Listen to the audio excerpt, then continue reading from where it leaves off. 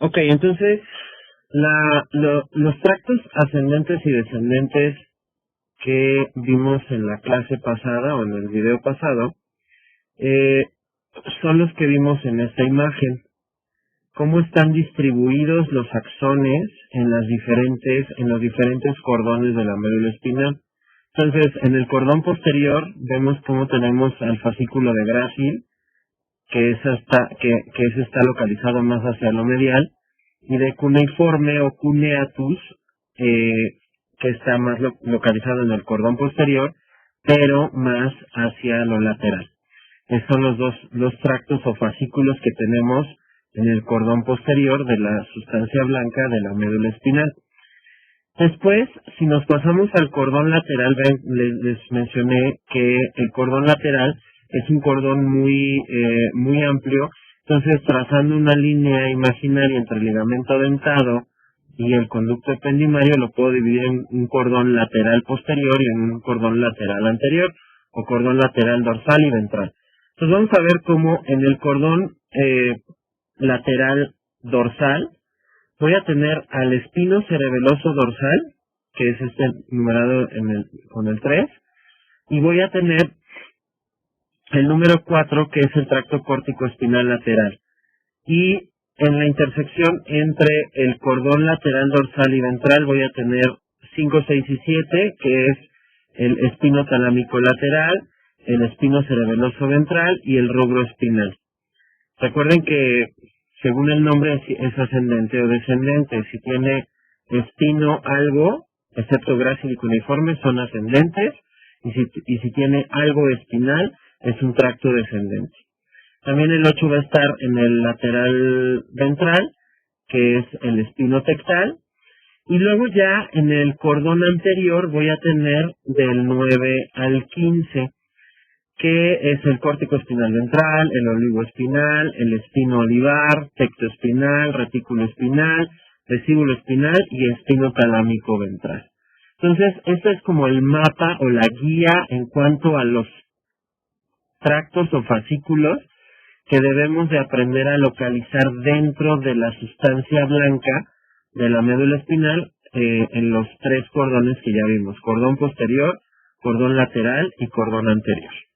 Entonces, si nosotros le damos una función a estos tractos o fascículos ascendentes o descendentes, aquí quizá uno que falta de enumerar es donde estoy poniendo el puntero, que es exactamente en donde está la fisura lateral dorsal, y que es donde entra el nervio o la raíz nerviosa sensitiva.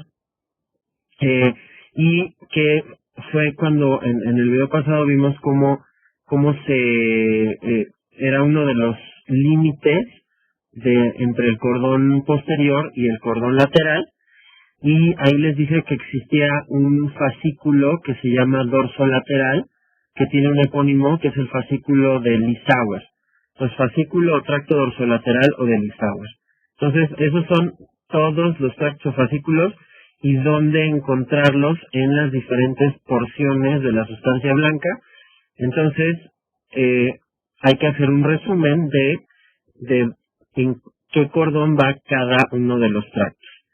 Si nosotros resumimos las funciones de estos, o de algunos de estos tractos o fascículos, es lo que tenemos acá. Por ejemplo, el espino talámico lateral, espino talámico quiere decir que es ascendente, va a manejar dolor y temperatura. También, junto con el espino talámico anterior, también maneja sensibilidad dolorosa y de temperatura. Es decir, ambos manejan sensibilidad termoalgésica. Fascículo de grácil y cuneiforme, estos manejan la información de vibración, tacto fino, presión y propiocepción, lo que ya habíamos llamado el BTPP. Luego, los espinos cerebelosos, dorsal y ventral. Aquí, si se fijan, también estamos hablando de propiocepción, igual que grácil y cuneiforme. ¿Cuál es la diferencia? Es propiocepción en ambos, llevan propiocepción. Pero ¿cuál es la diferencia entre la propiocepción que lleva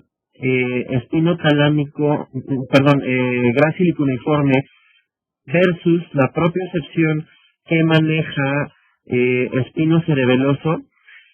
Nosotros, según en dónde viaja o hacia dónde viaja la información, si nosotros vemos en dónde termina conectar o con quién se conecta el fascículo de grácil y el fascículo de cuneiforme, estos dos se conectan con la corteza cerebral.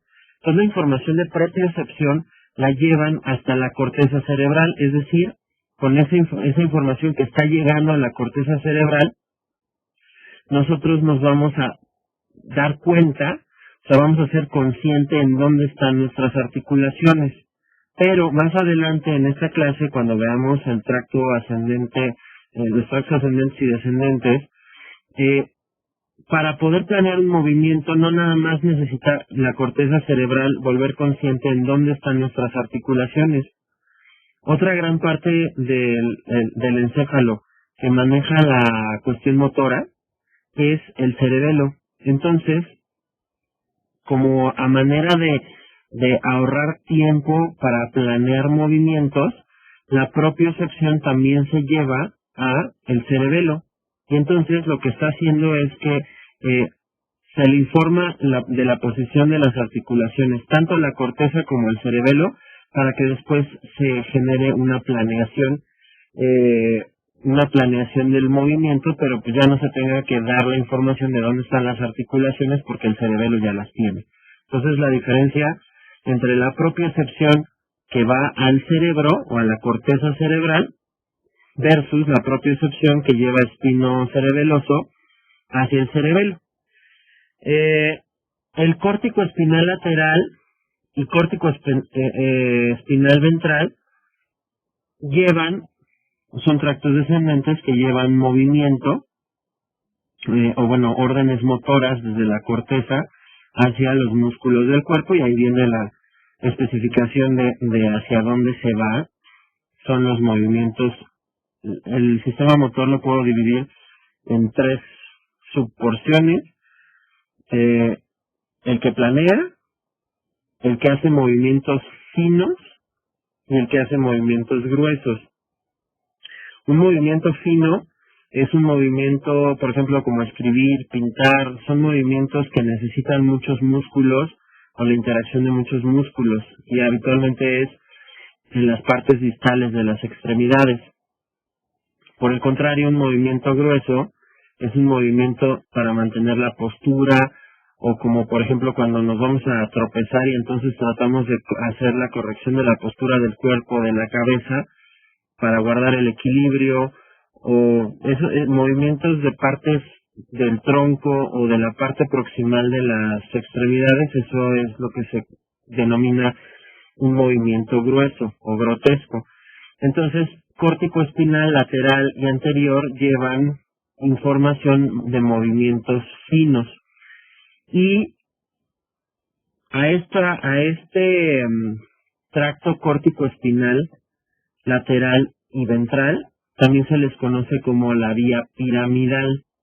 ¿Por qué vía piramidal? Porque nace en la corteza cerebral, en las neuronas piramidales, que son las que controlan la parte motora.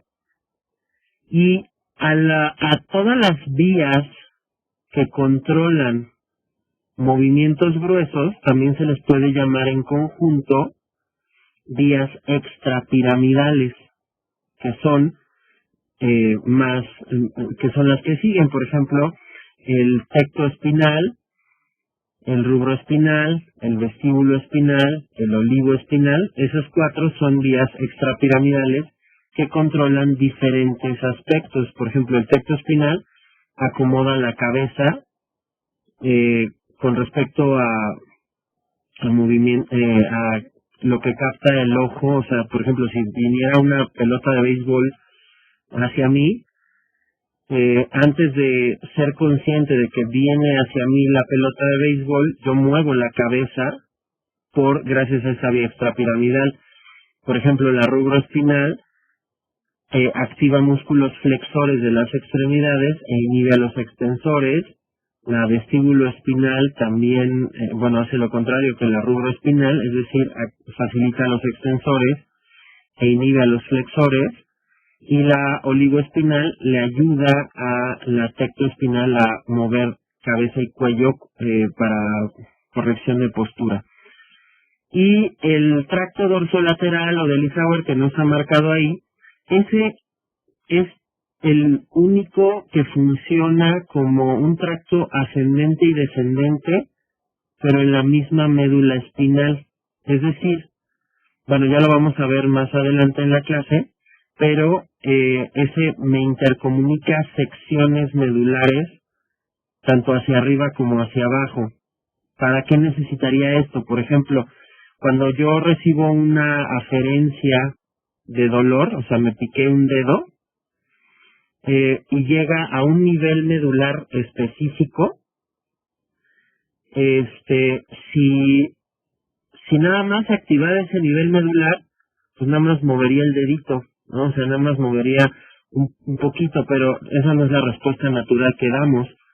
Siempre que nos pinchamos un dedo, quitamos toda la mano, y eso es porque el tracto dorsolateral del Isauer le avisa, aunque los otros niveles medulares no hayan recibido la información dolorosa, le avisa hacia arriba y le avisa hacia abajo que llegó esa información, y entonces se amplifica.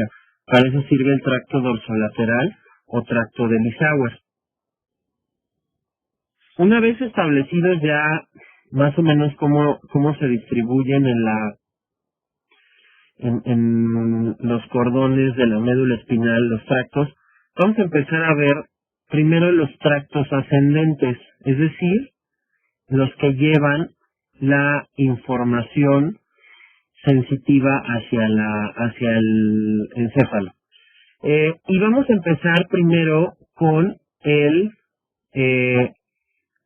el llamado, lo que de cariño le decimos el BTPP, que es de vibración, tacto fino, presión y propiocepción. Entonces, BTPP va a ser llevado por los tractos o fascículos de grácil y de cuneiforme, ¿ok?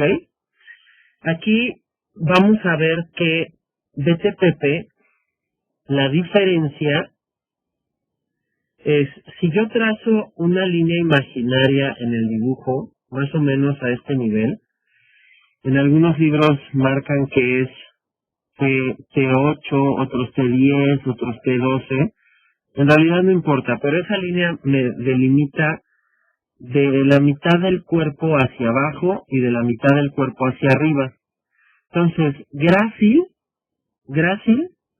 se va a encargar de llevar la información de BTPP de la punta de los dedos del pie hasta la mitad del abdomen, más o menos a la región del ombligo. Entonces, todo lo que ingrese con características de vibración, tacto fino, presión o propiocepción de los pies hasta el ombligo va a ser el fascículo o tracto de grácil. Y del ombligo hasta el cuello va a ser por cuneiforme, el fascículo o tracto de cuneiforme. ¿Por qué hasta el cuello? La cabeza ya es manejada toda la información sensitiva por el trigémino. Entonces ahí ya es un nervio craneal. Pero aquí estamos viendo entonces que de los pies hasta el ombligo, aquí en la médula espinal, es grácil, y del ombligo hacia arriba va a ser cuneiforme. Entonces, vamos a empezar vamos a dibujar de rojo grácil, ¿no? Entonces vamos a poner que el rojito es grácil. Entonces, vamos a imaginarnos y por eso aquí pongo una D y una I que significan derecha e izquierda. Obviamente estoy viendo el sistema nervioso en posición anatómica, de igual manera acá derecha e izquierda. Entonces vamos a imaginarnos que ingresa un estímulo sensitivo, o sea, aquí esto que estoy representando es un receptor cutáneo, que puede ser, cada estímulo tiene un receptor diferente. En neurofisiología se ve la forma y cómo está constituido cada receptor. Pero bueno, imaginemos que es un receptor que puede responder a vibración, que puede responder a tacto fino. Tacto fino es, vibración es como cuando te vibra el celular. El tacto fino es como cuando, o sea, que puedas discriminar dos puntos en tu piel, o como cuando te escriben en la piel algo y tú puedes adivinar qué letra es. Eso es tacto fino. La presión, bueno, pues es cuando, por ejemplo, te pican la piel o la ropa, la presión que te hace, etcétera. Y la propiocepción es la capacidad que tienes para saber dónde están tus articulaciones sin necesidad de verlas. Entonces, tenemos un receptor, o cada uno de estos tiene un receptor que va a responder a alguna de estas informaciones. Entonces, se activa por un estímulo de BTPP este receptor cutáneo, y entonces va a mandar una aferencia que va a ser un primer relevo en el ganglio espinal. Como esto es una aferencia, o esto es sensitivo, entonces hace su primer relevo en el ganglio espinal. Y esta información va a ser llevada por el axón de la siguiente neurona y va a ingresar hacia la médula espinal. Si nosotros ya vemos el corte de la médula espinal, aquí va a pasar lo mismo. O sea, viene la información o la aferencia, se releva en el ganglio y entra a la raicilla nerviosa por la fisura lateral y va a hacer contacto con la sustancia gris de la médula espinal. Entonces va a pasar por las láminas 1, 2, 3 y 5 de Rexer, y entonces, o sea, va a hacer diferentes saltitos ahí por las láminas que ya les dije, y entonces, como es grácil, y ya vimos en el mapa de por dónde pasan los fascículos o tractos, y entonces se va a mandar la información hacia el cordón posterior. Y recuerden que grácil les dije que iba más hacia lo medial. Entonces aquí va a viajar grácil, o sea, todos los cables van a viajar por aquí y ya van a subir hacia el encéfalo. Entonces hace esto, entra a la médula espinal, en la médula espinal hace este caminito grácil, y entonces esta información, o sea, ¿dónde está el soma neuronal donde tiene que hacer el siguiente relevo? Aquí esta línea delimita entre el encéfalo y la médula espinal. Entonces, aquí en la porción, así se llama esta región, en la porción cerrada de la médula oblongada, tengo al núcleo de grácil. Entonces, aquí la información va a subir, o sea, de la última neurona, aquí está la última neurona en la que hizo relevo en esta zona, y entonces lo que va a hacer es que el axón de esta neurona va a subir de manera ipsilateral, o sea, va a subir todo esto por el cordón lateral, el cordón posterior más hacia lo medial, con dirección a hacer relevo en esta siguiente neurona. Esta neurona lo que va a hacer, y esta es una regla principal del sistema nervioso, todo en el sistema nervioso se va a cruzar en algún sitio. Entonces, lo que vamos a hacer, lo que va a hacer esta neurona, va a hacer que su axón se va a cruzar de lado y se va a ir por todo el tallo cerebral para hacer su siguiente relevo en el tálamo. Y del tálamo, donde está la siguiente neurona, ahí van a salir las fibras tálamo-corticales para llegar a la corteza cerebral, a las áreas 3, 1 y 2 de Brodmann, que están en la corteza somestésica, en el giro post-central del lóbulo parietal, que es donde se capta, donde está el homúnculo sensitivo que platicábamos en el video previo. Entonces fíjense en esto, vienen por eso es importante ver el video de la nomenclatura anatómica, porque vean, aquí ya cuando empezamos a ver, el receptor cutáneo se activa, viaja a la aferencia y hace su primer relevo en el ganglio espinal. Luego vienen las raicillas, entran las raicillas nerviosas a la médula espinal por la fisura lateral dorsal. Ahí hace relevo en la sustancia gris, en el asta dorsal, en las láminas 3, 1, en las láminas 1, 2, 3 y 5 de Rexer, y se forma el fascículo de Gracil, que viaja por el cordón posterior de la sustancia blanca de la médula espinal de manera ipsilateral. Vean cómo no se ha cruzado de lado. Viaja por todo el cordón posterior de la médula espinal hasta llegar a el encéfalo, a la médula oblongada, a la porción cerrada de la médula oblongada, donde hace su siguiente relevo en el núcleo de Gracil.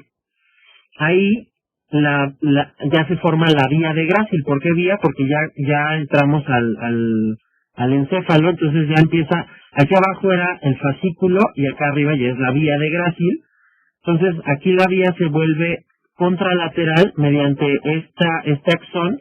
A esta zona se le llaman fibras arqueadas internas, y entonces se forma la vía de Gracil, que en el tallo cerebral la vía de Gracil viaja por el lemnisco medio,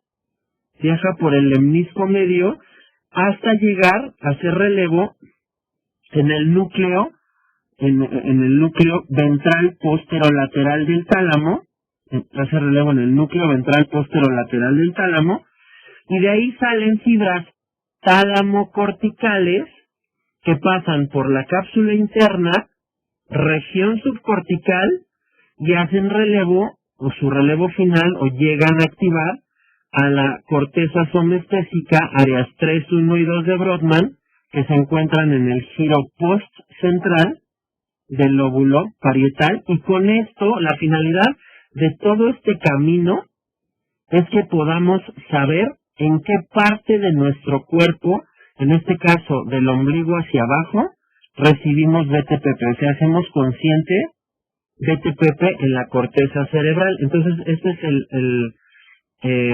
la finalidad del fascículo de Gracil. Ahora, esto es el camino que sigue Gracil, o sea, para captar un estímulo y volverlo consciente. Recuerden que todo en el sistema nervioso se va a cruzar.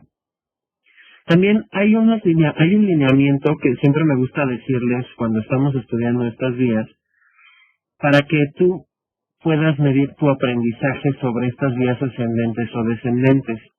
Cuando tú estás estudiando esto, estás dibujando esto, tienes que verificar que para tú poder saber si ya te sabes la vía o no, o el trayecto, tienes primero que saber ¿dónde hace relevo? Bueno, primero, ¿dónde empieza? Luego, ¿dónde hace relevos?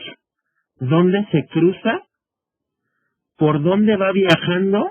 ¿Y a dónde se dirige? Esas son las 5 cosas que tienes que saber de una vía. Entonces, si analizamos esto, aquí te lo dibujé que entró el estímulo por el lado izquierdo, pero pasa exactamente lo mismo del otro lado, ¿ok? Aquí nada más es que vibró el celular en la pierna del lado izquierdo, pero si te lo pones en la pierna del lado derecho hace lo mismo, nada más que en espejo, en todo este trayecto. Entonces, si vemos dónde empezó, pues en el receptor cutáneo. ¿Dónde hace relevos? Primer relevo en ganglio espinal, luego hace relevo en la sustancia gris, en las láminas de Rexer, luego hace relevo en su núcleo, luego hace relevo en el núcleo ventral posterolateral del tálamo, y al final hace relevo en la corteza somestésica, área 3, 1 y 2. ¿Dónde se cruza? En la porción cerrada de la médula oblongada. ¿Cuál es su destino? La corteza somestésica. ¿Cuál es su función? Hacer consciente BTPP. Entonces, esos son como los lineamientos específicos. ¿Y por dónde viaja? Viajó ipsilateral en la médula espinal por el cordón posterior. Se vuelve contralateral y viaja por el lemnisco medio en el tallo cerebral, pasa por la cápsula interna y pasa por la región subcortical. Entonces, si yo quiero saber si ya me sé, o si yo quiero medir si ya me sé esta vía, o cualquier vía, tengo que cumplir con estos 5 lineamientos, o tengo que saberme estos 5 lineamientos. Ahora fíjense, si ahora nosotros vamos a representar cuneiforme en azul.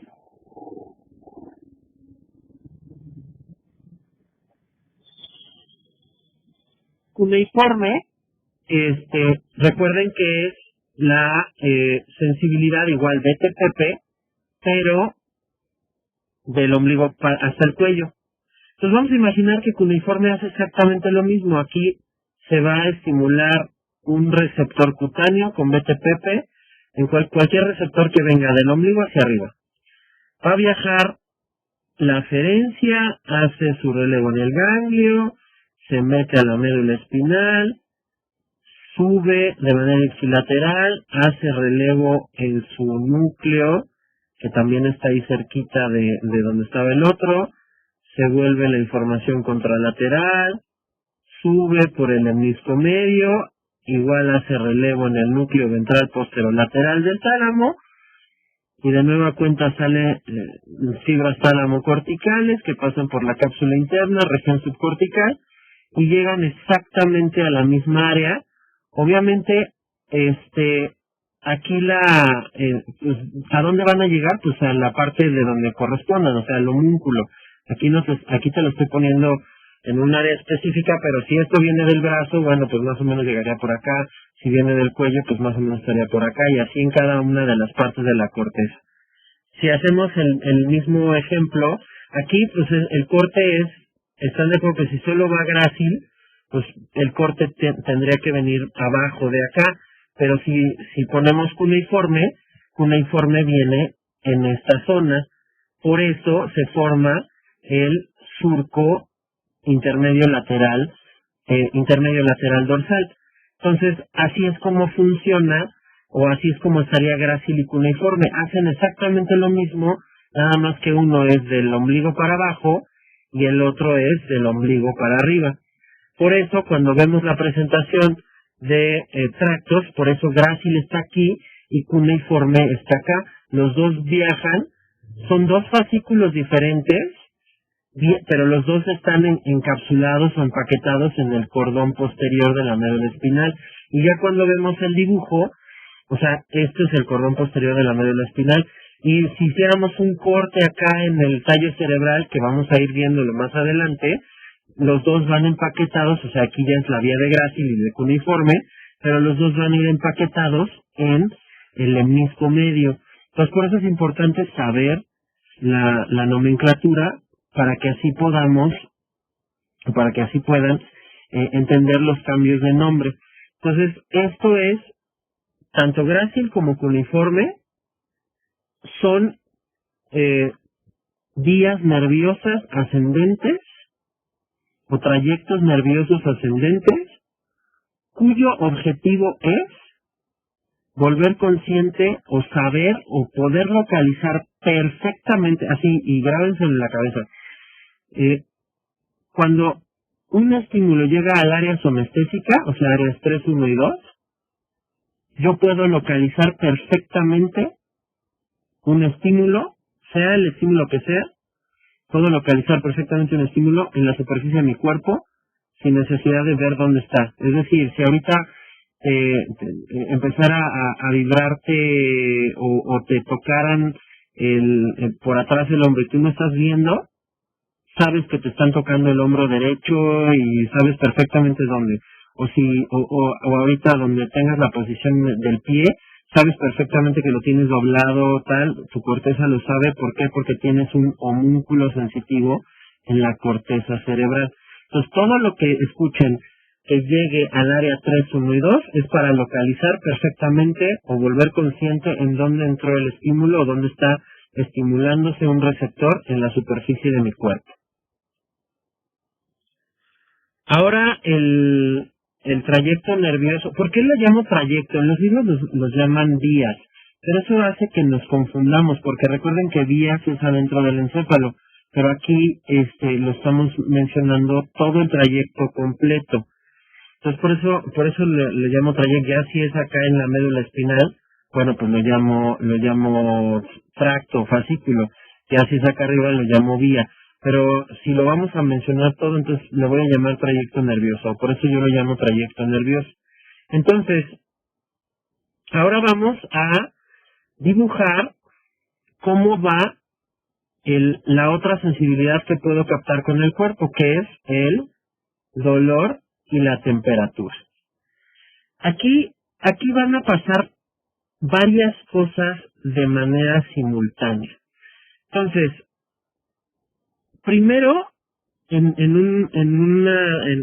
una de sus láminas van a dibujar si nosotros dividimos lo que está sucediendo en el dolor, yo lo llamo el dolor y la temperatura a esta sensibilidad como una sensibilidad muy especial captada por el cuerpo, porque este tipo de sensibilidad pone en riesgo tu vida o puede poner en riesgo la función de una zona de tu cuerpo o puede hacer que pierdas una zona de tu cuerpo. Entonces es fundamental que pasen varias cosas, porque si se fijan grácil y cuneiforme, pues solo llevan la información a la corteza cerebral y se localiza. Pero dolor y temperatura tienen que tratarse o tienen que pasar varias cosas y el cuerpo tiene que reaccionar, porque si no puedes perder una parte de tu cuerpo, una extremidad o lo que sea, o la vida inclusive. Entonces, aquí el punto es que si lo vemos de manera secuencial, vamos a imaginarnos esto, que están, no sé, planchando su vaca. Y entonces se están quedando dormidos, porque estudiaron mucha neuroanatomía conmigo, ¿no? O tienen examen de neuroanatomía. Y entonces están quedando dormidas, y entonces, dejan caer la mano y se queman con la plancha. Y entonces, si nosotros vemos en cámara lenta todo lo que está pasando con esa transmisión, se quemaron el dedo, y lo que está pasando de la transmisión de ese estímulo térmico que también lesionó el tejido, entonces por eso también duele, y le ponemos pausa y le ponemos ultracámara lenta, van a pasar tres cosas de manera secuencial. Lo primero es la reacción de manera innata que va a dar la médula espinal. Es decir, cuando llega esa información a la médula espinal, o sea, viaja a la médula espinal, la información, lo primero que va a hacer la médula espinal es dar una respuesta, que es lo que se llama arco reflejo. Y entonces, este reflejo, ni siquiera la corteza cerebral sabe que nos quemamos, y ya está viendo una respuesta por parte del cuerpo, y todavía la corteza no tiene idea de que ya te lesionaste, que ya te quemaste, ni nada. Entonces, esta es una respuesta innata, es como para ganar tiempo. Lo segundo que pasa es que, obviamente esa respuesta ya estuvo amplificada. O sea, no nada más le quemé el dedo y nada más doblo el dedito, sino que quito la extremidad completa. De hecho, en el ejemplo que te estás quedando dormida, que te duermes y te quemas, ya quitaste el dedo, ya quitaste la mano, y si lo vemos en cámara ultralenta, la corteza todavía ni siquiera sabe que te quemaste, ni en dónde, y la corteza todavía ni siquiera se despierta. O sea, ven cómo el reflejo es lo primero que pasa. Luego, ya que se dio el reflejo, al mismo tiempo, la información va a empezar a subir. Y va a empezar a subir por dos fascículos diferentes. Uno que se llama espino talámico, que está localizado, bueno, es el espino talámico lateral y el espino talámico ventral. Y el otro se llama espino reticular. Entonces, si yo hablo de espino talámico, el objetivo de este va a ser, o sea, imagínate que van los dos a la par. O sea, yo ya quité la extremidad y empiezan a subir estos fascículos a la par, espino talámico y espino reticular. Si nos vamos por el lado de espino talámico, esa va a llegar a la corteza somestésica. Es decir, ahora la corteza ya va a saber perfectamente dónde te quemaste, ¿no? En el ejemplo que acabo de mencionar, ya vas a ver perfectamente dónde te quemaste. Todavía no se despierta, pero ya sabe dónde se quemó. Para eso sirve espinotalámico, tanto el espinotalámico ventral como el lateral. Y si nos vamos por el lado de espino reticular, este va a terminar o va a activar una serie de núcleos que están en el tallo cerebral que se les llama formación reticular. O sea, más o menos a este nivel está una serie de núcleos que se llama formación reticular. Y entonces, cuando se activan a diferentes niveles, o sea, si se activa la formación reticular de la médula oblongada o del puente o del mesencéfalo, hacen diferentes cosas. Entonces, por ejemplo, cuando se activa la formación reticular de la médula oblongada, como ahí está el centro cardiorrespiratorio, ante un estímulo doloroso, va a aumentar mi frecuencia cardíaca y mi frecuencia respiratoria. Si se activa la formación reticular del puente, va a mandar unas fibras hacia abajo, o sea, una vía descendente, que va a liberar opioides en la lámina 2 de Rexat, o sustancia gelatinosa de Rolando, para evitar que siga subiendo más dolor. Ese es un mecanismo de modulación del dolor. Y, por ejemplo, si se activa la formación reticular en el mesencéfalo, va a empezar a activarse un sistema que le vamos a decir de cariño SARA, que son las siglas de Sistema Activador Reticular Ascendente. ¿Y qué hace SARA? Hace dos cosas. SARA activa primero al tálamo, luego al hipotálamo, y el hipotálamo, mediante unas fibras que liberan histamina, activan de manera generalizada a toda la corteza, es decir, ahí ya te despiertas. Por eso, estas fibras liberan histamina. Esa es la explicación de por qué, por ejemplo, en los antihistamínicos viejitos, que no eran selectivos, vienen las leyendas en la caja que dicen no manejar o no manejar máquinas pesadas si estás tomando este medicamento. ¿Por qué? Porque los antihistamínicos lo que hacen es bloquear receptores de histamina. Entonces, si se bloquean los receptores de histamina, pues las fibras histaminérgicas que vienen del hipotálamo, que estaría más o menos por aquí, no pueden activar a la corteza y entonces te da sueño. Eso es cuando, por ejemplo, si yo te empiezo a dar una clase así con este nivel de voz, entonces, o cuando vas en el carro y vas escuchando el ronroneo todo el tiempo en la carretera, como no cambia el estímulo, pues entonces SARA se va apagando y va bloqueando se van bloqueando estos receptores y entonces te vas quedando dormido.